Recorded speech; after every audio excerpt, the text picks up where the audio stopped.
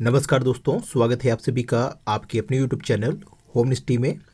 दोस्तों, जैसा कि हम लोग स्टैटिक्स के कुछ इम्पॉर्टेंट एमसीक्यू आपके सभी एग्जामों में जो आपको मददगार साबित होंगे वो हम लोगों ने स्टार्ट किया है दोस्तों। और इसी कड़ी में दोस्तों हम लोग इससे पहले 3 वीडियो इस पर ला चुके हैं इम्पॉर्टेंट एमसीक्यू पर। आज हम लोग इसका चौथा पार्ट्स यहाँ पे ले आ रहे हैं दोस्तों। तो दोस्तों, इसमें हम लोग आपके इम्पॉर्टेंट एमसीक्यू को सॉल्व कराते हैं और साथ ही हम लोग उसका विथ एक्सप्लेनेशन आपको चीज़ों को समझाते हैं, जिससे आपके उससे रिलेटेड जो भी क्वेश्चन बन सकते हैं, क्वेश्चन को जो भी तोड़ मरोड़ कर आपको दूसरी तरह प्रेजेंट करके पूछा जा सकते हैं, वो आपके लिए सरल हो जाता है और आपकी तैयारी का एक रिवीजन हो जाता है दोस्तों। तो यही सब उद्देश्य के साथ दोस्तों हम लोगों ने यहाँ पे स्टैटिक्स के कुछ इंपॉर्टेंट एमसीक्यू स्टार्ट किए हैं। तो चलिए दोस्तों, देखते हैं आज का पहला इम्पॉर्टेंट एमसीक्यू क्वेश्चन। तो दोस्तों, यहाँ पे सबसे पहला क्वेश्चन अगर हम लोग आज पढ़ते हैं तो दिया है कि in the case of classification of data the class having its upper limit is treated as the lower limit of this next class is called. मतलब दोस्तों क्या कह रहा है, इसको एक बार हम लोग हिंदी में भी समझ लेते हैं कि आंकड़ों के वर्गीकरण के मामले में उच्चतर सीमा वाले वर्गों को इसके अगले वर्ग की निम्नतर सीमा के रूप में माना जा सकता है, उसे हम लोग कौन सी श्रेणी कहते हैं। तो दोस्तों, आप लोगों को यहाँ पे पहला ऑप्शन दिया है ओपन इंडेड क्लास या खुली श्रेणी, क्लोज इंडेड क्लास बंद श्रेणी, एक्सक्लूसिव क्लास या इसे हिंदी में अपवर्जी श्रेणी कहते हैं, और डी आपका दिया है इंक्लूसिव क्लास यानी समावेशी श्रेणी। तो इसका राइट आंसर आपका क्या होगा दोस्तों। तो दोस्तों, आप लोग अपना राइट आंसर बताया करिए। आप लोग एक साथ पेन और कॉपी लेके बैठा करिए, उसमें आप लोग नंबर वाइज टिक करते जाया करिए कि कौन सा मेरा क्वेश्चन सही हुआ, कौन सा गलत हुआ, और उसके बाद उसका एक्सप्लेनेशन समझा करिए कि क्यों वो चीज़ गलत हुए, उसमें क्या चीज़ सही होनी चाहिए थी। तो दोस्तों, इसका राइट आंसर अगर हम लोग बताएं तो इसकी राइट आंसर है आपका सी, एक्सक्लूसिव श्रेणी। इसका आपका राइट आंसर है। अब ये क्यों राइट आंसर है इसको हम लोग समझ लेते हैं दोस्तों, हमने आपको जब सीरीज पढ़ाया था तो उसमें हमने आपको बताया था कि आपकी 2 तरीके से मुख्य रूप से हम लोग यहाँ पे सीरीज को क्रिएट करते हैं। एक आपका एक्सक्लूसिव होता है, एक आपका इंक्लूसिव होता है। एक्सक्लूसिव से श्रेणी होती है दोस्तों, वो कैसी होती है उसका अगर हम एग्जांपल आपको दे दें सिंपल सा, आप लोग ऐसी श्रेणी देखेंगे जैसे 0 से 10 है, फिर आपका 10 से 20 है, फिर आपका यहाँ 20 से 30 है। ये आपकी ऐसी जो श्रेणी होती है उसे हम लोग क्या बोलते हैं दोस्तों, एक्सक्लूसिव या अपवर्जी। तो अपवर्जी का मतलब ही दोस्तों क्या होता है कि ऊपरी वाली सीमा को छोड़ते हुए, मतलब ऊपरी वाली सीमा को छोड़ते हुए यानी उच्चतर सीमा को हम लोग छोड़ते हुए आपके आगे वाले जो आपका वहाँ पे वर्ग अंतराल होगा उसमें समाहित करते हैं। तो क्वेश्चन आपका यहाँ पे पहली चीज तो आप लोग ये समझ गए होंगे कि एक्सक्लूसिव श्रेणी आपकी कैसी होती है, ऐसी होती है। इसकी जो विशेषताएं हैं उसी के आधार पर यहाँ क्वेश्चन पूछा है। तो इसकी देखिए यहाँ विशेषता क्या कह रहा है कि आंकड़ों के वर्गीकरण के मामले में, पहली बात तो ये आंकड़ों का वर्गीकरण होता है जिसमें उच्चतर सीमा वाले वर्ग को, यानी ये आपका जो है ये क्या है, उच्चतर सीमा वाला वर्ग है, इसके अगले वाले वर्ग की निम्नतम सीमा के रूप में माना जाता है। मतलब दोस्तों, हम लोग जो भी आप ऐसी जब सीरीज बनाते थे तो वहाँ पे हम लोग क्या करते थे कि जो भी अगर आपके पास जो भी डाटा था उसमें 0 से 10 तक के जो भी नंबर रहते थे दोस्तों, उसको हम लोग कहाँ शामिल करते थे दोस्तों, आपका 0 से 10 तक वाले के में समाहित नहीं करके हम लोग किस में करते थे, यहाँ पे आपकी जो 10 की वैल्यू थी हम लोग किस में करते थे, इस वाले वर्ग अंतराल में हम उसको शामिल करते थे। मतलब कुल मिला के यहाँ कहने का तात्पर्य है दोस्तों, जब हम लोग टेली वाला आपका यहाँ पे टेली वाला हम लोग यहाँ पे मिलान करते थे तो वहाँ पे जैसे आपके पास यहाँ पे नंबर दिया है 9, 8, 7, 10, 12 और एक नंबर ले लेते हैं 15। तो यहाँ पे दोस्तों हम लोग अगर 0 से 10 वाले में अगर हम लोग नंबर को रखेंगे तो कौन कौन नंबर को शामिल करेंगे, 9 को शामिल करेंगे, 8 को शामिल करेंगे, 7 को शामिल करेंगे, पर 10 वाले को शामिल नहीं करेंगे, क्योंकि 10 वाला यहाँ पे क्या है, उच्चतर सीमा। यहाँ पे हम लोग क्या कर देते हैं, वर्ग के इसके अगले वर्ग की निम्नतम सीमा के रूप में मान लेते हैं। मतलब यहाँ पे जो 10 है दोस्तों, यहाँ पे हम लोग इसको समाहित ना करके किसमें शामिल करेंगे, इसमें शामिल करेंगे, और अब 10 को हम लोग इस वर्ग अंतराल में समाहित करेंगे। उसी तरह दोस्तों इस वर्ग अंतराल में हम लोग 20 को नहीं समाहित करेंगे, 20 को हम लोग किसमें समाहित करेंगे, इसमें करेंगे। तो ये दोस्तों क्या होता है, आपका एक्सक्लूसिव श्रेणी में हम लोग करते हैं। कुल मिला के दोस्तों सिंपल से अगर आपको ये चीज़ समझ में ना आ रही हो तो कुल मिला के हम ये इसमें आपके एक्सक्लूसिव श्रेणी में क्या करते हैं कि आपका यहाँ पे जो भी आपका वर्ग अंतराल हम लोग बनाते हैं 0 से 10, 10 से 20, तो हम लोग यहाँ पे आखिरी जो हाईएस्ट वाली वैल्यू रहती है इसमें नहीं समाहित करके हम लोग इसको नेक्स्ट वाले में ट्रांसफर करते हैं और उसमें समाहित करते हैं। यहाँ पे हम लोग 20 वाले को इसमें नहीं समाहित करेंगे, हम लोग यहाँ से 20 से 30 वाले में इसको समाहित कर लेंगे। तो ऐसी जो सीरीज होती है दोस्तों उसको हम लोग क्या बोलते हैं, क्लास को अपवर्जी श्रेणी बोलते हैं। अब यहाँ पे समावेशी श्रेणी क्या होता है दोस्तों, इसको भी समझ लीजिए। इस पर हमने 2-3 क्वेश्चन आज लाया है दोस्तों। तो समावेशी श्रेणी क्या होती है दोस्तों कि हम लोग जब किसी वर्ग अंतराल को उसी में समाहित कर लेते हैं। देखिए इसमें समावेशी शब्द से ही आपको समझ में आ रहा है, या इंग्लिश में देखिए इंक्लूसिव से ही आपको समझ में आ रहा है कि इसको हम लोग उसी में इंक्लूड कर लेते हैं। बट यहाँ हम लोग एक्सक्लूसिव वाले में क्या करते थे, हाईएस्ट वाली वैल्यू को यहाँ पे एक्सक्लूड कर देते हैं, बाहर कर देते, एग्जिट करते थे। बट आपके इंक्लूसिव वाले में क्या करते हैं, हम लोग यहाँ पे 0 से 10 है तो हम लोग 0 से 10 को इसी में समाहित कर लेंगे। अब यहाँ पे जो आपका वर्ग अंतराल बनेगा वो 10 नहीं बनेगा बल्कि क्या बनेगा, 11 से 20 बनेगा। समझे दोस्तों। तो यहाँ पे देखिए जो आपकी समावेशी श्रेणी होती है वो आपका क्या होता है कि आपके ऊपरी वाले वर्ग अंतराल की हाईएस्ट वैल्यू या उच्चतम वैल्यू में और निचली वाले आपके न्यूनतम आपकी सीमा में, इन दोनों में बीच में 1 का डिफरेंस होता है दोस्तों। समझ में आया दोस्तों, इसमें हमेशा 1 का डिफरेंस होता है। तो एक क्वेश्चन ये भी आता है, हम लोग जब क्वेश्चनिंग करते हैं तो उसमें हम लोग समझते हैं कि कैसे इंक्लूसिव श्रेणी को एक्सक्लूसिव श्रेणी में हम लोग कन्वर्ट करें। तो दोस्तों इसमें सिंपल सा लॉजिक ये होता है कि हम लोग क्या करते हैं, जैसे यहाँ पे आपका 11 से 20 था तो हम लोग इसके यहाँ पे इस वैल्यू के यानी कि आपके ऊपर वाले के हाईएस्ट वैल्यू को और नीचे वाले के लोएस्ट वैल्यू को दोनों को जोड़ लेते हैं और दोनों को जोड़ के हम लोग 2 से डिवाइड कर देते हैं। जो भी वैल्यू आती है उसके हिसाब से हम लोग इसकी आपकी यहाँ पे हाईएस्ट वैल्यू उसको मान लेते हैं और यहाँ पे हम लोग उसकी न्यूनतम वैल्यू को मान लेते हैं। तो इस तरीके जैसे इसका बनेगा तो 21 का आधा कितना होगा, 10.5। तो यहाँ पे 0 से लेकर 10.5 बन जाएगा और यहाँ 11 से हट के क्या हो जाएगा, 10.5। तो आशा है दोस्तों ये चीज़ आपको समझ में आ गई होगी। तो इसकी विशेषताओं से दोस्तों यहाँ क्वेश्चन पूछा था यहाँ पे एक्सक्लूसिव श्रेणी से। तो दोस्तों ये श्रेणी वाला जो टॉपिक है इसको आप लोग पढ़ लीजिए जाके हमारे चैनल की वीडियो पे, वहाँ पे हमने समझाया था।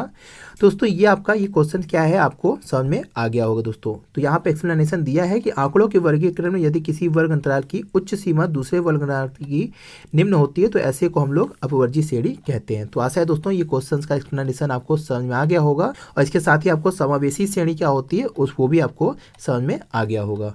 तो दोस्तों अब अगर हम लोग यहाँ पे नेक्स्ट क्वेश्चन की बात करें तो यहाँ पे नेक्स्ट क्वेश्चन में दिया है कि process of the arranging data into a new order is called, किसी नए क्रम में आंकड़ों को सुव्यवस्थित करने की प्रक्रिया कहलाती है। क्या कहलाती है दोस्तों, मैनिपुलेशन ऑफ डाटा, आंकड़े में हेरफेर, स्टैंडर्डाइजेशन ऑफ डाटा, आंकड़े का मानकीकरण, सीक्वेंसिंग ऑफ डाटा, आंकड़े का अनुक्रमण, और स्टैंडर्डाइजेशन इनपुट या मानकीकृत आगम।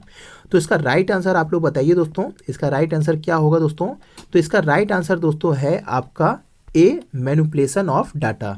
तो इसका दोस्तों राइट आंसर आंकड़े में हेर फेर इसका राइट आंसर होगा। किसी नए क्रम में आंकड़ों को सुव्यवस्थित करना या process of the arranging data new order, उसको हम लोग मैनिपुलेशन ऑफ डाटा बोलते हैं।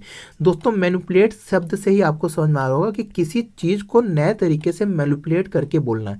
जैसे दोस्तों होता क्या है कि आप लोग चुगली वाली शब्द के बारे में आप लोग जानते होंगे कि यदि आपको कोई चीज़ बताया जाता है कि ये चीज़ आपके वो क्या हुआ दोस्तों कि जैसे कि आपका दोस्त फेल हो गया तो आप क्या करेंगे, इसको अब किसी दूसरे पर्सन को जब बताते हैं तो क्या करते हैं, उसको उसमें मिर्च मसाला लगा के, तो वहाँ पे क्या कहा जाता है कि आपने शब्दों को मैनिपुलेट कर दिया, यानी कि आपने बातों को मैनिपुलेट करके अपने हिसाब से वहाँ पे नए हिसाब से बता दिया। तो वही चीज़ दोस्तों जब हम लोग डाटा को नए क्रम में आंकड़े यानी कि नए क्रम में आंकड़ों को सुव्यवस्थित करते हैं तो इसको हम लोग मैनिपुलेशन ऑफ डाटा बोलते हैं। स्टैंडर्डाइजेशन का मतलब क्या होता है दोस्तों कि जब हम लोग आंकड़े का प्रस्तुति या कह सकते हैं कि प्रूफ देते हैं या कह सकते हैं मानकी तय करते हैं कि ये सत्य है या कह सकते हैं ये डाटा बहुत ही ट्रस्टेबल है, तो या तो हम लोग उसको स्टैंडर्ड एक दे देते हैं। स्टैंडर्ड का मतलब ही होता है दोस्तों कि उसको एक मानक दे देना। जैसे कि दोस्तों हम लोग क्या कहते हैं कि अगर उसमें ISI का मार्क है तो ये क्या है, एक मानक है दोस्तों। अब अगर ये मार्क लगा है तो हम सोचेंगे कि जो भी प्रोडक्ट बना होगा वो क्या होगा दोस्तों, एक मानक के हिसाब से ही बना होगा। तो उसे हम लोग स्टैंडर्ड, आपको यहाँ पे हम स्टैंडर्ड्स जो है इसका शब्द के मतलब बता रहे हैं, मानक का मतलब बता रहे हैं दोस्तों। तो जब हम लोग डाटा को क्या करते हैं, मानकीकरण कर देते हैं, तो उसको हम लोग क्या बोलते हैं, स्टैंडर्डाइजेशन मैनिपुलेशन ऑफ डाटा बोलते हैं। और सीक्वेंसिंग मतलब हम लोग जानते हैं कि जब हम लोग उसको ऑर्डर में कर देते हैं, मतलब कि यहाँ पे आपका यहाँ पे 10 है, फिर 20 आएगा, फिर 30 आएगा, तो ऐसे जब कर दे रहे हैं तो यहाँ पे ऑर्डर लगा दे रहे हैं कि पहला कौन आएगा, दूसरा कौन आएगा, 10वां कौन आएगा, तो इसको सीक्वेंसिंग बोलते हैं। और स्टेलाइज है ये इनपुट, ये आपका यहाँ पे इसका शब्द ही नहीं है दोस्तों, तो इसलिए ये चीज़ आपका यहाँ पे राइट आंसर यहाँ पे क्या होगा, मैनिपुलेशन ऑफ डाटा। तो यहाँ एक्सप्लेनेशन देखिए दिया है कि किसी नए क्रम में आंकड़ों को सुव्यवस्थित करने की प्रक्रिया को या आंकड़े के हेरफेर को मैनिपुलेशन ऑफ डाटा बोलते हैं। दूसरे शब्दों में आंकड़ों का हेरफेर एक प्रक्रिया है जिसके अंतर्गत आंकड़ों को कार्य प्रयोग हेतु आसान बनाने के लिए इसमें पुनः परिवर्तन चेंजिंग किया जाता है। तो दोस्तों इसका राइट आंसर आपका एक क्यों है, इसको आपको समझ में आ गया होगा दूसरे का। नेक्स्ट क्वेश्चन की अगर हम लोग बात कर लें दोस्तों, क्वेश्चन नंबर 3 क्या कह रहा है, पूछ रहा है, तो दिया है कि a graph of cumulative frequency distribution is called. दोस्तों इसी तरह क्वेश्चन हमने कल भी एक क्वेश्चन इसमें डाला था दोस्तों आपके लिए, वो क्वेश्चन अगर आपको याद होगा तो ये आंसर आप लोग इसको दे देंगे। दोस्तों क्यूमुलेटिव फ्रीक्वेंसी से आप लोग याद करिए, हम आपको हिंट भी दे रहे हैं कि क्यूमुलेटिव फ्रीक्वेंसी हम लोग किस में बनाते हैं आपका, या हम लोग किस चीज़ को कैलकुलेट करने के लिए हमें क्यूमुलेटिव फ्रीक्वेंसी बनानी पड़ती है। तो दोस्तों जब हम लोग क्या करते हैं दोस्तों, आपका यहाँ पे हम लोग के पास फ्रीक्वेंसी दी हुई है, और जब हम फ्रीक्वेंसी को क्या करते हैं दोस्तों, यहाँ पे CF निकालते हैं या कह सकते हैं क्यूमुलेटिव फ्रीक्वेंसी निकालते हैं, तो हम लोग क्या करते हैं दोस्तों, वहाँ पे आपका जैसे 2 और यहाँ पे आपका दिया है 3 दिया है, तो यहाँ पे आपका यहाँ पे 2 ही आएगा, इसका क्यूमुलेटिव फ्रीक्वेंसी क्या होगा, यहाँ पे 2 + 3, इसको जोड़ लेते हैं हम, यहाँ पे 5 लिखते हैं। तो जब हम लोग ऐसे करते हैं तो इसको फ्रीक्वेंसी को जब हम लोग अगले वाले से ऐड करते जाते हैं तो इसी को हम लोग क्या बोलते हैं, आपका संचयी आवृत्ति बोलते हैं दोस्तों। तो दोस्तों ये चीज़ हम लोग किस में यूज करते हैं, आपका ये आपका रेखा चित्र, हम लोग इस वितरण में रेखा चित्र को क्या कहते हैं दोस्तों, तो ऐसे रेखा चित्र को हम लोग ऑग्यू या चाप विकर्ण रेखा चित्र कहते हैं दोस्तों। इसी के साथ हमने आपको कल भी बताया था कि ऑग्यू को हम लोग कहाँ यूज करते हैं, यानी क्यूमुलेटिव फ्रीक्वेंसी का हम लोग यूज कहाँ करते हैं दोस्तों, आपका मीडियन में हम लोग क्या करते हैं दोस्तों, यहाँ पे आपके क्यूमुलेटिव फ्रीक्वेंसी बनाते हैं। तो अगर आपको ये पता होगा कि क्यूमुलेटिव फ्रीक्वेंसी मीडियन में बनाई जाती है, और मीडियन में लिए हम लोग क्या करते थे, ऑग्यू विकर्ण का यूज करते थे। कल भी एक क्वेश्चन पूछा गया था कि ऑग्यू विकर्ण का यूज किया जाता है मीडियन में, मोड में, मीन में, तो आपका ऑग्यू का हम लोग यूज़ किस में करते हैं, आपका मीडियन में। फिर हमने एक और चीज़ बताया था उसको कल आपको कि हिस्टोग्राम जो आपका होता है, यहाँ पे हिस्टोग्राम जो होता है आपका ग्राफ, उसको हम लोग मोड में यूज़ करते हैं, यानी कि आपके मोड का जो आपका हाईएस्ट वैल्यू होता है वो अगले वाले अपर वैल्यू से क्या होता है, यहाँ पे आपका जो रेखा ऐसे बनती है उसे हम लोग हिस्टोग्राम ग्राफ बोलते हैं दोस्तों। तो आशा है दोस्तों इस आंसर को आप लोग समझ गए होंगे। यहाँ पे क्यूमुलेटिव फ्रीक्वेंसी का जो वितरण रेखा चित्र बनाया जाता है उसको हम लोग ऑग्यू विकर्ण कहते हैं। तो इसका राइट आंसर दोस्तों तीसरे का C है। इसमें देखिए दिया भी है कि सावित्री या वित्तीय वितरण को रेखा चित्र को चाप विकर्ण, यहाँ पे केवल रटने के लिए दे दिया है दोस्तों, हम आपको यहाँ पे समझा दिए हैं कि यह कैसे हो रहा है और कैसे देखिए रिलेट हो रहा है एक दूसरे से, क्वेश्चन दूसरे से। तो इसका दोस्तों राइट आंसर आपका 3 का C है। नेक्स्ट क्वेश्चन की अगर हम लोग बात करें दोस्तों, यहाँ पे दिया है 4th क्वेश्चन कि a set of data can be distinguish from other set of data bye means of. मतलब दोस्तों जो आंकड़ों के एक समुच्चय हैं, मतलब दोस्तों एक आपका यहाँ पे आंकड़ों का समुच्चय है और दूसरे आंकड़ों के समुच्चय हैं, 2 यहाँ पे आंकड़े के समुच्चय हैं। अगर दोनों में भेद करना हो तो हम लोग को इसमें कौन सा साधन उपयोग करना होता है दोस्तों। आप लोग जब क्वेश्चन सॉल्व किए होंगे तो ये क्वेश्चंस आपको यहाँ पे क्रिएट होता था कि हम लोग 2 समुच्चयों को कैसे डिफर करें कि दोनों में कौन सा अलग है। कभी कभी दोस्तों इसको हम लोग पहले सॉल्व कर लेते हैं, फिर हम इसका एक्सप्लेनेशन समझाते हैं आपको। दोस्तों यहाँ पे दिया है कि सेंट्रल वैल्यू एंड डिस्पर्सन, क्या 2 समुच्चयों को भेद करने के लिए क्या सेंट्रल वैल्यू और डिस्पर्सन से हम इसको परख सकते हैं कि क्या अंतर है वास्तव में, या फिर आपका बी आंसर दिया है सेंट्रल वैल्यू, डिस्पर्सन या स्क्वीनेस, क्या ये तीनों पर्याप्त हैं कि सेंट्रल वैल्यू, डिस्पर्सन, स्क्वीनेस और कुर्टोसिस ये आपके पर्याप्त हैं, या इनमें से कोई नहीं होगा। तो इनमें से कोई नहीं, आंसर नहीं है इसका, इन्हीं 3 में दोस्तों है। तो इसका राइट आंसर अगर आप लोग बताएं तो इसका राइट आंसर है दोस्तों इसका 4th है। क्योंकि दोस्तों कभी कभी आप लोग जब क्वेश्चन सॉल्व करते थे तो हम लोग को क्या होता था कि दोनों फ्रीक्वेंसी यानी दोनों समुच्चय के आपके मीन सेम आ जाते थे, मीडियन सेम आ जाते थे, मीन सेम आ जाते थे, डिस्पर्सन सेम आ जाते थे, आपके स्क्वीनेस तक भी किसी सीरीज दोनों सीक्वेंस के श्रेणी के सेम आ जाते थे। पर आपका कुर्टोसिस क्या होता था, डिफर हो जाता था। कहीं कहीं आपका क्या होता था कि सेंट्रल वैल्यू डिस्पर्सन सेम आते थे पर स्क्वीनेस और कुर्टोसिस आपके डिफर हो जाते थे। तो कुल मिला के ये है दोस्तों कि जो पहली श्रेणी में आपको डिफरेंस मिल जाए उसी में हम लोग इस चीज़ को परख लेते हैं। अगर हमें जैसे कि सिंपल सा समझिए कि हम लोग दो श्रेणी लिए और इसका सेंटर टेंडेंसी निकाले सेंटर वैल्यू और इसका सेंटर वैल्यू, इसका कुछ और है इसका कुछ और है, तो पता चल गया कि ये दोनों समुच्चय अलग अलग हैं, भेद पता चल गया। बट जैसे सेंटर वैल्यू से हमें नहीं पता चला तो हम लोग डिस्पर्सन तक जाएंगे। कुल मिला के दोस्तों जैसे कि यहाँ पे आपका सिविल कोर्ट होता है, हाई कोर्ट होता है, फिर आपका सुप्रीम कोर्ट होता है। तो आप लोग क्या करते हैं, सिविल कोर्ट में आपको नहीं परख मिला या आप उसको भेद नहीं कर पाए तो आप क्या करेंगे, हाई कोर्ट में जाएंगे, हाई कोर्ट में नहीं कर पाए तो आप आखिरी में सुप्रीम कोर्ट के पास जाएंगे, सुप्रीम कोर्ट में नहीं तो राष्ट्रपति के पास जाते हैं। उसी तरह दोस्तों जब आपका समुच्चय दिया होता है तो अगर हमारे पास समुच्चय का भेद पता करना होता है तो हम लोग पहले सेंटर वैल्यू को चेक करते हैं। अगर सेंटर वैल्यू सेम आ गई तो हम लोग किसके पास जाएंगे, डिस्पर्सन के पास जाएंगे, डिस्पर्सन भी सेम आ गया तो स्क्वीनेस के पास जाएंगे, और स्क्वीनेस भी सेम आ गया तो हम लोग कुर्टोसिस के पास जाएंगे। और कुर्टोसिस आपका कभी भी सेम नहीं होगा, ये चीज़ आप लोग समझ लीजिए। तो इसका राइट आंसर सी क्यों हो रहा है, आशा है आपको ये चीज़ समझ में आ गया। क्वेश्चन पूछ रहा है क्या, ये भी आपको समझ में आ गया होगा दोस्तों। तो क्वेश्चन दोस्तों थोड़ा सा लेवल का, अब आपको लग रहा होगा कि अब क्वेश्चन हम लोग लेवल का ला रहे हैं दोस्तों, तो वो शुरू का दोस्तों क्वेश्चन थे, इसलिए हम लोग थोड़ा सा आपको एक लय में लाने के लिए, बांधने के लिए हम लोग यहाँ पे थोड़ा सा एक तरफ से क्वेश्चन शुरू किए थे। तो दोस्तों इसका राइट आंसर सी है। इसका एक्सप्लेनेशन भी समझ लीजिए, यहाँ दिया है कि समानता सांख्यिकी के अंतर्गत समांकों का अध्ययन, विश्लेषण, वर्गीकरण या सारणीकरण किया जाता है, और इसके अंतर्गत समुच्चय को एक दूसरे आंकड़ों के समुच्चय से भेद करने के लिए हम लोग केंद्रीय प्रवृत्ति मतलब सेंट्रल वैल्यू की माप, और फिर आपका प्रकीर्णन, डिस्पर्सन, प्रतिगमन, रिग्रेशन, विषमता मतलब यहाँ पे स्क्वीनेस आपका, और फिर आपका कुर्टोसिस मतलब यहाँ पे क्या है, कुर्टोसिस ही है, जिसको हिंदी में कुकुंद करके ऐसे कुछ बोला जाता है दोस्तों, कुकुंदता बोला जाता है दोस्तों। जो हम लोग कल आपका मेसोकेटिक और आपका लिपोकेटिक और आपका प्लेटोक्रेटिक तीन चीज़ें हमने आपको बताई थी। जो आपका लिपोक्रेटिक होता है वो आपका कंगारू के शेप का होता है, जो मेसोक्रेटिक होती है वो आपका एक समान प्लेटू टाइप का होता है, और यहाँ पे प्लेटोक्रेटिक जो होती है, प्लेटोक्रेटिक एक जानवर होता है उसके हिसाब से रहता है। तो कुकुंदता क्या होता है दोस्तों, इसको भी हमने अपने वीडियो में समझाया है दोस्तों।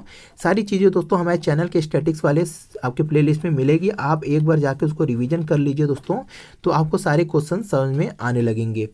अब दोस्तों हम लोग क्वेश्चन नंबर 5 पे चलते हैं। क्वेश्चन नंबर 5 यहाँ पे क्या पूछ रहा है, if the population is the heterogeneous, मतलब दोस्तों विजातीय मतलब होता है, हिस्टोजीनियस, होमोजीनियस माने सजातीय होता है, हिस्टोजीनियस मतलब विजातीय होता है। तो कह रहा कि यदि पॉपुलेशन आपका हिस्टोजीनियस है तो विच one of the following probability sampling method is more appropriate, मतलब कौन सा ऐसा सैम्पलिंग प्रोबेबिलिटी सैम्पलिंग होगा जो इसके लिए उपयुक्त होगा। तो यदि जनसंख्या विजातीय है तो इनमें से कौन सा संभव प्रतिदर्श प्रणाली अधिक उपयुक्त होगा। तो दोस्तों हमने आपको कल भी बताया था ऐसे क्वेश्चन दोस्तों, आप लोग ये चीज़ आपका जो सैम्पलिंग वाला चैप्टर है उसको आप लोग बहुत ही अच्छे से, बहुत ही बारीकियों से हर चीज़ समझ लीजिए दोस्तों। उसमें से क्वेश्चंस आपके बनने तय हैं दोस्तों, चाहे आपका कोई भी एग्ज़ाम हो, वो आपका चाहे पीजीटी हो, एसओ हो या आपका नेट हो, कहीं से भी आपका यहाँ से क्वेश्चन हर समय बनते हैं दोस्तों। तो ये बहुत ही इंपॉर्टेंट चैप्टर स्टैटिस्टिक्स का माना जाता है दोस्तों। ये आपका अगर रिसर्च का है तो दोस्तों वहाँ से भी ये चीज़ क्वेश्चन पूछे जाते हैं। दोस्तों यहाँ पे कह रहा है कि विजातीय कंडीशन, तो दोस्तों हमने आपको बताया था कि आपका पहली बात तो दो तरीके से आपके सैम्पलिंग मेथड होते हैं, एक आपका प्रोबेबिलिटी होता है, एक आपका नॉन प्रोबेबिलिटी होता है। प्रोबेबिलिटी में आपका दो तरीके हमने बताए थे, आपका एक रिस्ट्रिक्टेड है, एक आपका नॉन रिस्ट्रिक्टेड है। नॉन रिस्ट्रिक्टेड में दोस्तों हम लोग सिंपल रैंडम सैम्पलिंग एक तो करते हैं, इसके अंतर्गत कुछ है लॉटरी मेथड है, ड्रम मेथड है, वो सब बात की बात है, वो उससे क्वेश्चन नहीं पूछे जाते हैं। फिर आपका यहाँ पे रिस्ट्रिक्टेड मेथड है, तो रिस्ट्रिक्टेड मेथड मतलब यहाँ प्रोबेबिलिटी की बात है, यहाँ पे साफ साफ कह रहा है प्रोबेबिलिटी मेथड, तो हम लोग केवल इसी को समझ रहे हैं। और प्रोबेबिलिटी मेथड में जो आपका रिस्ट्रिक्टेड है मतलब यहाँ पे कुछ हम लोग पहले से रेस्ट्रिक्शन लगा के रखे हैं। तो उसमें आपका चार आपका यहाँ पे मेथड था, एक आपका स्ट्रेटिफाइड सैम्पलिंग था, दूसरा आपका सिस्टमेटिक सैम्पलिंग था, फिर आपका वहाँ पे मल्टी स्टेज था, फिर आपका एक क्लस्टर सैम्पलिंग, चार हमने आपको समझाया था। तो यहाँ पर दोस्तों सबसे पहली बात है आपका जो यहाँ पे क्वेश्चन पूछा है उसमें क्रम अनुसार प्रतिदर्श, ये आपका नहीं होगा आंसर। कोटा आपका यहाँ पे प्रोबेबिलिटी मेथड है ही नहीं है वो, क्योंकि नॉन प्रोबेबिलिटी मेथड है। फिर आपका डबल सैम्पलिंग, तो ये आपका नहीं है, ये कोई मेथड ही नहीं है दोस्तों। फिर आपका स्ट्रेटिफाइड सैम्पलिंग, तो इसमें दोस्तों स्ट्रेटिफाइड सैम्पलिंग का राइट आंसर है, तो इसका राइट आंसर दोस्तों डी है। स्ट्रेटिफाइड सैम्पलिंग दोस्तों हम लोग करते क्या हैं कि जैसे आपका उसमें क्या होती है, जो आपका पॉपुलेशन होता है उसमें बहुत से क्या होते हैं, विभेद होती, मतलब कि सब एक जैसे एक समान के नहीं होते। मतलब जैसे कि अगर हम लोग किसी जंगल में गए तो हम लोग केवल गाय को ही नहीं इकट्ठा कर लिए, हमने उसमें भैंस गाय जानवर के हर जितने जानवर हैं, भेड़ बकरी सबको रख लिया। तो ये दोस्तों क्या है, यहाँ पे विजाति है, यानी कि बहुत से भी यहाँ पे जाति लोग हैं। तो अब हम लोग क्या करेंगे, इसमें सबसे पहले हम लोग इसको क्या करेंगे, एक जाति में कन्वर्ट कर देते हैं, मतलब इसको एक ग्रुप बना देते हैं, जिसको हम लोग क्या बोलते हैं, स्टार्टा बोलते हैं, या हम लोग इसको ये जो ग्रुप बनता है इसको बोलते ही क्या है दोस्तों, स्टार्टा के नाम से हम लोग इसको जानते हैं। तो इसमें क्या होगा कि गाय को अलग कर देंगे, भैंस को अलग कर देंगे, बकरी को अलग कर देंगे। तो यहाँ पर हम लोग अब अलग अलग कर दिए। अब इसमें से हम लोग क्या करेंगे, रैंडम गाय में से एक को किसी को चुन लेंगे, रैंडमली हम लोग भैंस में किसी को एक को चुन लेंगे, और रैंडमली हम लोग किसी बकरी को चुन लेंगे। तो ये एग्जाम्पल हम समझा रहे हैं दोस्तों, एक आपको समझ में सरल तरीके से समझ में आने के लिए।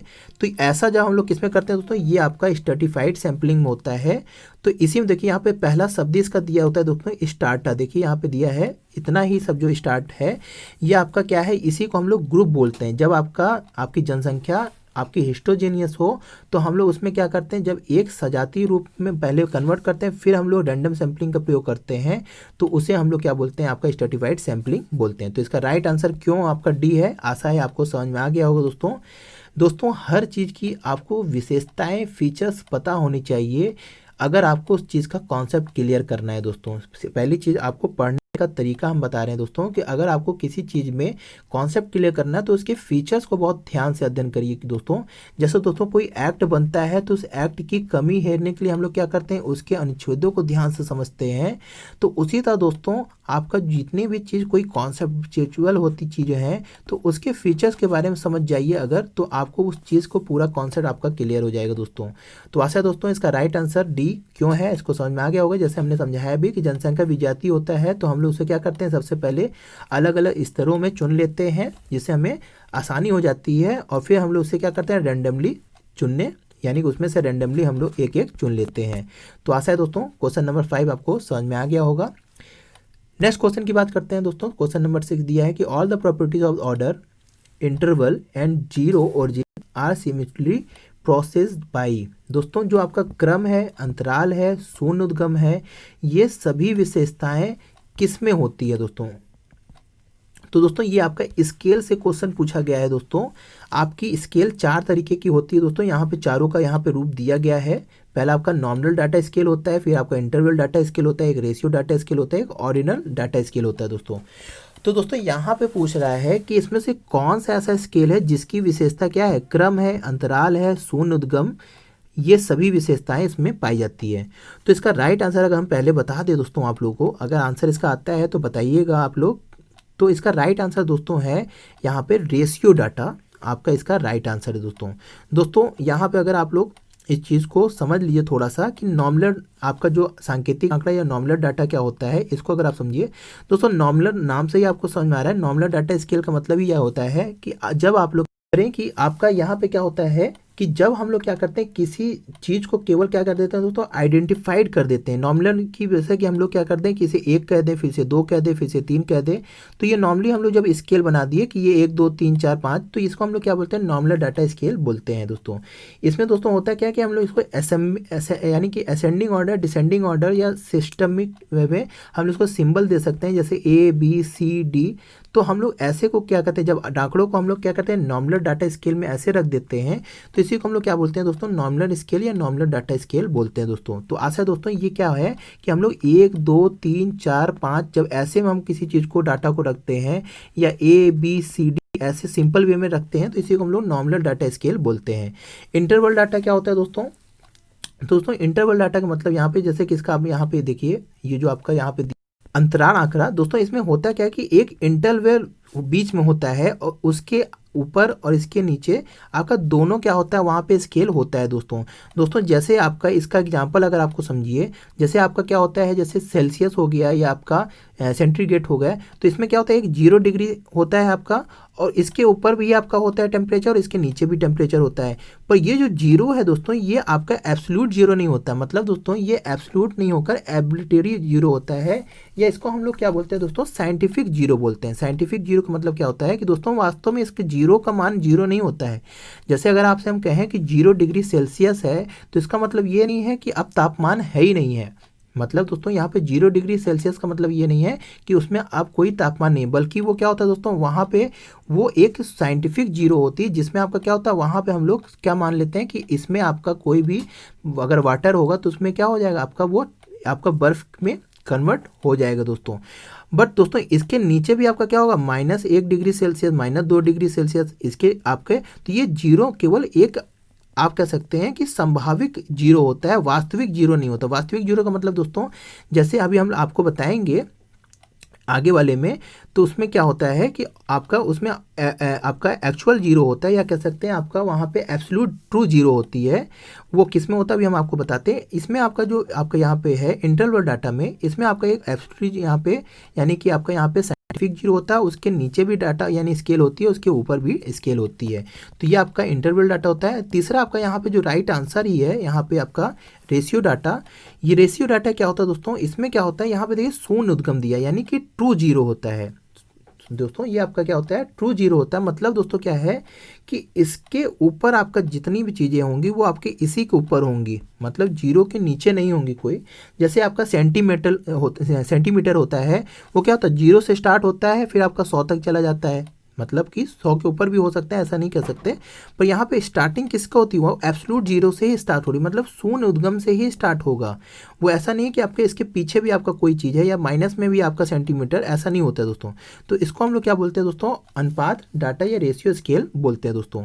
इसका दोस्तों इसमें क्या होता है, क्रम होता है, अंतराल होती है, मतलब यहाँ पे एक एक अंतराल पे ही हम लोग क्या क्या चलते हैं। तो ये आपका रेशियो डाटा होता है। तो रेशियो डाटा का दोस्तों 4 विशेषताएं होती है, जैसे यहाँ पे विशेषताएं दिया भी है कि अनुपातिक आंकड़े के आपके क्या होते हैं दोस्तों, यहाँ पे वर्गीकरण होता है, क्रम होता है, समान अंतराल होता है और ट्रू जीरो होता है। तो जैसे आपका सेंटीमीटर आंकड़ा आपको याद रहेगा दोस्तों, तो उससे आप लोग हमेशा याद रखेंगे, जैसे जीरो से लेके आपका 100 सेंटीमीटर तक अगर कोई आपके पास फीता है या इंची टेप है, तो उसमें देखिए एक मिनिमम अंतराल पे ही वो चीज़ें क्या होती है, यहाँ पे 1 होगा तो उसके बीच में जितना अंतर होगा वो 1 से 2 के बीच में भी उतना ही अंतराल होगा। तो यही कह रहा है, वर्ग अंतराल समान होती है। और फिर आपका जो क्रम होता है वो एक क्रम से बढ़ता है, मतलब 1 के बाद 2 ही आएगा, 2 आएगा, 2 के बाद सीधे 4 नहीं आता दोस्तों। फिर आपका वर्गीकरण, यहाँ पे हम लोग जैसे देखे हैं कि इसका अलग अलग तरीके से वर्गीकरण भी किया जाता है। तो इसलिए दोस्तों इसका राइट आंसर यहाँ पे आपका सी है, क्रम अंतराल, आपका क्रम अंतराल और शून्य उद्गम होता है। फिर दोस्तों इसमें जो आपका लास्ट है इसको भी समझ लीजिए। इसी तहत ऑर्डिनल डाटा क्या होता है दोस्तों, ऑर्डिनल डाटा मतलब दोस्तों ऑर्डर से मतलब होता है। ऑर्डर का मतलब क्या होता है कि इसको हम लोग फर्स्ट बोलेंगे, इसको हम लोग सेकंड बोलेंगे, इसको हम थर्ड बोलेंगे। नॉमिनल डाटा में क्या होता था, हम लोग एब्सोल्यूट वैल्यू यानी एब्सोल्यूट नंबर दे देते हैं कि ये फर्स्ट है, ये सेकंड है। पर यहाँ पे हम लोग एब्सोल्यूट वैल्यू नहीं देते हैं, मतलब इसको हम लोग क्रम में रख देते हैं कि तुम सेकंड हो, तुम थर्ड हो, तुम फोर्थ हो, तुम फिफ्थ हो। तो नॉमिनल और ऑर्डिनल में इतना ही डिफरेंस होता है दोस्तों। आशा है दोस्तों ये चारों आपको स्केल समझ में आ गई होगी दोस्तों। ये बहुत ही इंपॉर्टेंट है दोस्तों, जनरली आपको ये चीज़ें समझ में नहीं आती होंगी। तो दोस्तों इसका राइट आंसर 6 का सी है। आशा है समझ में आ गया होगा दोस्तों।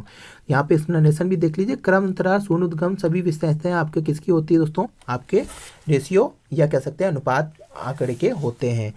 यहाँ पे दोस्तों यहाँ पे दिया है दोस्तों कि यहाँ पे देखिए आंकड़ों में जटिलता की सूचना सामग्री इस क्रम में होती है, अनुपातिक आंकड़े, अंतराल आंकड़े, क्रम संख्या आंकड़े, नाम मात्र आंकड़े। ये हिंदी में दोस्तों, यहाँ पे इंग्लिश में हम लोग आपको यहाँ पे एक्सप्लेन कर दिए। तो आशा है आपको यहाँ पे सभी चीज़ें समझ में आ गई दोस्तों।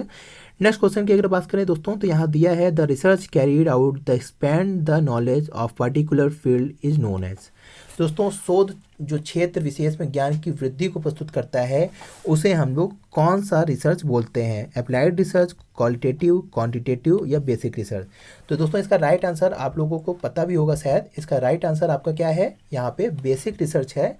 क्योंकि दोस्तों बेसिक रिसर्च का मतलब ही यही होता है कि जो मौजूद ज्ञान है उस ज्ञान में वृद्धि मात्र करना ही क्या होता है दोस्तों, उसको हम लोग बेसिक रिसर्च बोलते हैं। मतलब जो शोध में हम लोग उस विशेष ज्ञान में वृद्धि कर देना ही क्या होता है दोस्तों, मूल शोध होता है। बस आपका यही इसका क्या होता है, इसकी डिफिनेशन मेन मानी जाती है। और आपका यहाँ क्वांटिटेटिव रिसर्च क्या होता है दोस्तों, जब हम लोग आपके परिमाणात्मक की चीज़ों को क्या करते हैं, रिसर्च करते हैं, तो उसको हम लोग परिमाणात्मक रिसर्च बोलते हैं। और जब हम लोग किसी गुण के बाद अध्ययन के लिए हम लोग उस पर रिसर्च करते हैं या गुण गुणात्मक चीज़ों पर हम लोग उस पर अध्ययन करते हैं तो उसको हम लोग क्वालिटेटिव रिसर्च बोलते हैं। अप्लाइड रिसर्च दोस्तों क्या होता है कि जो हम लोग क्या करते हैं करंट सिनेरियो के हिसाब से, करंट कोई प्रॉब्लम है उस पर हम लोग क्या करते हैं, उस चीज़ पर रिसर्च करते हैं, उसको अप्लाइड करते हैं, तो उसको हम लोग अप्लाइड रिसर्च बोलते हैं दोस्तों। तो आशा है दोस्तों इसका राइट आंसर आपका यहाँ पे डी है, 7 का राइट आंसर आपका बेसिक रिसर्च है। तो मूल शोध में मुख्य रूप से दोस्तों किसी विद्यमान जानकारी को बढ़ाने के उद्देश्य से आपका यहाँ पे रिसर्च किया जाता है दोस्तों। नेक्स्ट क्वेश्चन की बात करें दोस्तों तो दिया है क्वेश्चन नंबर 8 में कि to show the trend for a variables which one of the presentation method is use. दोस्तों एक चर की प्रवृत्ति दर्शाने के लिए कौन सी प्रस्तुतिकरण पद्धति को प्रयोग किया जाता है दोस्तों।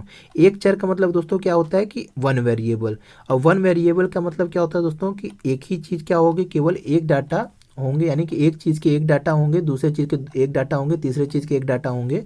तो जब ऐसे कोई डाटा आपके पास होता है तो उसके लिए हम लोग हिस्टोग्राम का प्रयोग नहीं करते हैं, इसका राइट आंसर ये नहीं होगा। फ्रीक्वेंसी पॉलीगन का प्रयोग नहीं करते दोस्तों। फिर आपका यहाँ पे स्कैटर ग्राफ या बिखरा हुआ ग्राफ को हम लोग नहीं प्रयोग करते हैं, इसका राइट आंसर आपका होगा लाइन ग्राफ। सिंपल सा क्वेश्चन है दोस्तों कि जब एक चर है तो हम लोग किसको करेंगे, सिंपल सा लाइन ग्राफ को हम लोग यहाँ पे प्रेजेंट करके शो करते हैं दोस्तों। सिंपल सा दोस्तों आपको जैसे एक एग्जाम्पल समझना है तो उस एग्जाम्पल में समझ लीजिए कि जैसे आपका कोई डाटा दिया गया है कि ये आपका क्या हो गया दोस्तों, यहाँ पे आपके ये प्राइस है, ये क्वांटिटी है। अब यहाँ पे जैसे क्वांटिटी है ये आपकी, तो ये आपकी प्राइस यहाँ पे है और फिर आपका ये यहाँ पे है, फिर आपका यहाँ, तो यहाँ पे हम लोग लाइन खींच के इसको एक्सप्लेन कर देते हैं कि आपकी एक क्वांटिटी वाले की प्राइस इतनी है, दो क्वांटिटी वाले की प्राइस इतनी है, तीन क्वांटिटी वाले। एक एग्जांपल बता रहे दोस्तों, यहाँ रिलेशन ना निकालने लगिएगा, हम ये केवल आपको लाइन ग्राफ को समझाने की कोशिश कर रहे हैं कि जब देखिए नॉर्मली हम लोग क्या करते हैं, दो चीज़ों का ऐसा हम लोग केवल लाइन बना के समझा देते हैं कि ये आप कितनी है, ये आप कितनी है, ये आप कितनी है, तो इसको हम लोग क्या बोलते हैं, लाइन ग्राफ बोलते हैं। जैसे कि ए पर्सन की इनकम यहाँ पे 10,000 थी, बी की यहाँ पे 12,000 थी, सी वाले की यहाँ 2500 थी। तो ऐसे करके जब हम लोग कोई डाटा को, एक चरी को हम लोग जब डिफाइन करते हैं तो इसको हम लोग क्या बोलते हैं, आपका वेरिएबल्स यहाँ पे लाइन ग्राफ के अंतर्गत समझाया जाता है। तो एक चर की प्रवृत्ति दर्शाने के लिए रेखीय प्रस्तुतिकरण का ज़्यादा प्रयोग किया जाता है। इसके प्रत्येक पद के मूल को एक बार रेखा खींची जाती है और रेखाओं की लंबाई के आधार पर उसकी तुलना किया जाता है। मतलब दोस्तों यहाँ पे जिसकी लाइन ज़्यादा होती है उसको हम लोग ज़्यादा वैल्यू देते हैं और जिसकी कम होती है मतलब वो कम होती है। मतलब यहाँ पे आपका 10,000 इसकी सैलरी थी, इसकी 12,000 थी, इसकी 8,000 है। तो ऐसे करके यहाँ पे आपका यहाँ पे रेखा ग्राफ में हम लोग प्रेजेंट करते हैं। दोस्तों आशा है आंसर आपका यहाँ पे 8 का सी समझ में आ गया होगा दोस्तों। नेक्स्ट क्वेश्चन की बात करें दोस्तों, the difference between sample static and it's corresponding population parameter is. तो इस दोस्तों क्वेश्चन यहाँ पे आपका फिर से उसी से आया है कि प्रतिदर्श सांख्यिकी और उसके संगत समष्टि प्रचार के बीच अंतर होता है। दोस्तों प्रतिदर्श मतलब सैंपल होता है, आपको पता होगा कि हम लोग यूनिवर्स में से किसी एक चीज़ को जब चुन लेते हैं उसको हम लोग सैंपल बोलते हैं। तो यहाँ पे दोस्तों जो आपका सैंपल स्टैटिक है, मतलब दोस्तों हमने आपको कल भी पूछा था कि सैंपल के जो आपके पैरामीटर हों उसको हम लोग क्या बोलते हैं, स्टैटिक बोलते हैं। और समष्टि का जो प्रचार है, मतलब दोस्तों आपके जो पॉपुलेशन के पैरामीटर, हम लोग समष्टि के लिए हम लोग पैरामीटर शब्द का यूज़ करते हैं और सैंपल के हम लोग स्टैटिक शब्द का यूज़ करते हैं। कल इस पर हम लोग क्वेश्चन भी आपसे पूछा था। तो दोस्तों यहाँ पे आपका सिंपल से ये क्वेश्चन पूछ रहा है कि सैंपल स्टैटिक और आपके पॉपुलेशन पैरामीटर का जो डिफरेंस आता है उसको हम लोग क्या बोलते हैं, सैंपलिंग एरर बोलते हैं, मेजरमेंट एरर बोलते हैं, कवरेज एरर बोलते हैं या नॉन रिस्पॉन्स एरर बोलते हैं। तो दोस्तों इसका राइट आंसर अगर आप लोग बताइए तो इसका राइट आंसर है दोस्तों ए, सैंपलिंग एरर। दोस्तों ये चीज़ ध्यान दीजिएगा, आपका एक होता है सांख्यिकी या कह सकते हैं कि आपका होता है सांख्यिकी एरर या स्टैटिकल एरर, और एक होता है आपका स्टैंडर्ड एरर। तो दोस्तों ये तीनों चीज़ें आपके अलग अलग चीज़ें हैं। सैंपलिंग एरर का मतलब ये होता है दोस्तों कि जब हम लोग सैंपल स्टैटिक्स का डिफरेंस निकालते हैं पॉपुलेशन पैरामीटर से तो हम लोग उसको सैंपलिंग एरर बोलते हैं दोस्तों। और जब हम लोग एब्सोल्यूट वैल्यू का आपका एस्टिमेटेड वैल्यू से जब निकालते हैं तो हम लोग से क्या बोलते हैं दोस्तों, आपका स्टैटिक एरर बोलते हैं। तो आशा है दोस्तों ये चीज़ आपको समझ में आ गई होगी। इसका एक्सप्लेनेशन अगर आप लोग देख लें तो दिया भी है दोस्तों कि सामान्यतः प्रतिचयन त्रुटि का तात्पर्य प्रतिदर्श अनुमान या सांख्यिकी तथा संघर्ष समष्टि मान या प्रचार के बीच अंतर से होता है। इस प्रकार के कुल अनुसंधान जनसंख्या की बजाय केवल प्रतिदेशों का प्रयोग करके अनुसंधान करते हैं और उन परिणामों में होने वाली त्रुटियों का प्रतिचयन त्रुटियां कहा जाता है। प्रतिचयन मतलब सैंपलिंग एरर कहा जाता है। दोस्तों जो आपका प्रतिचयन त्रुटियां हैं वो प्रभाव त्रुटि और क्रांतिक यहाँ पे मान का गुणनफल होता है। मतलब दोस्तों आपका जो सैम्पलिंग एरर होता है उसका हम लोग किसका स्टैंडर्ड एरर और क्रांतिक मान के मल्टीप्लाई से भी हम लोग इसको निकाल सकते हैं दोस्तों। तो आता है इसका आंसर ए है, जैसे कि हमने आपको समझा दिया दोस्तों नेक्स्ट क्वेश्चन की बात करते हैं, क्वेश्चन नंबर 10। तो सिंपल से यहाँ छोटा सा क्वेश्चन दिया गया है कि माध्य विचलन न्यूनतम होता है। क्वेश्चन तो छोटा सा है पर यहाँ पे भी आप लोग गलती कर देंगे। तो इसका बताइए दोस्तों, माध्य विचलन मतलब यहाँ पे क्या है, आपका मीन डेविएशन से है। मीन डेविएशन न्यूनतम होता है किसके तहत, माध्य से जब हम लोग डेविएशन लेते हैं, या मीडियन से लेते हैं, या बहुलक से लेते हैं, या प्रथम चतुर्थांश मतलब यहाँ पे क्वार्टाइल फर्स्ट क्यूबन से लेते हैं। तो इसका राइट आंसर दोस्तों आप लोग बताइए, इसका राइट आंसर क्या होगा। तो इसका राइट आंसर दोस्तों है बी, माध्यिका से। जब हम लोग माध्य विचलन का यहाँ पे माध्यिका से हम लोग विचलन लेते हैं तो हम लोग का जो माध्य विचलन होता है वो सबसे कम आता है।